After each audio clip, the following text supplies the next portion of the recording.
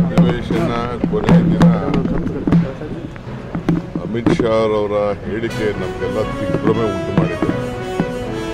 ಈ ದೇಶ ಉಳಿಸುವಂತ ನಮಗೆ ಪ್ರಜಾಪ್ರಭುತ್ವ ಸಂವಿಧಾನದ ರಕ್ಷಣೆ ಎಲ್ಲ ಸಮಾಜಕ್ಕೂ ಸಿಕ್ಕಿರೋದು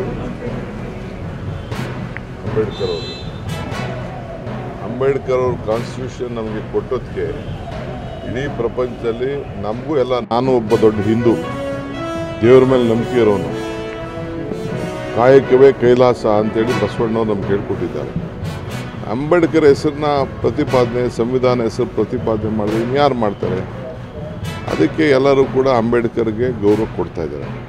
ನೀವು ಅಂಬೇಡ್ಕರ್ ಹೇಳಿದ್ರೆ ಅದ್ರ ಬದಲು ದೇವ್ರ ಹೆಸರು ಹೇಳ್ತಾರೆ ಅಂದರೆ ಮುಕ್ತಿ ಸಿಗ್ತದೆ, ದೇವ್ರ ಹೆಸರು ಹೇಳಿದ್ರೆ ಅಂದರೆ ಅಂಬೇಡ್ಕರ್ ಹೆಸರು ಹೇಳಿದ್ರೆ ಮುಕ್ತಿ ಸಿಗಲ್ಲ ಅನ್ನೋ ಮಾತು ಬಂದರೆ ನಮಗಂತೂ ಪ್ರಜಾಪ್ರಭುತ್ವ ವ್ಯವಸ್ಥೆ ಎಲ್ಲರೂ ಕೂಡ ಅವಮಾನ.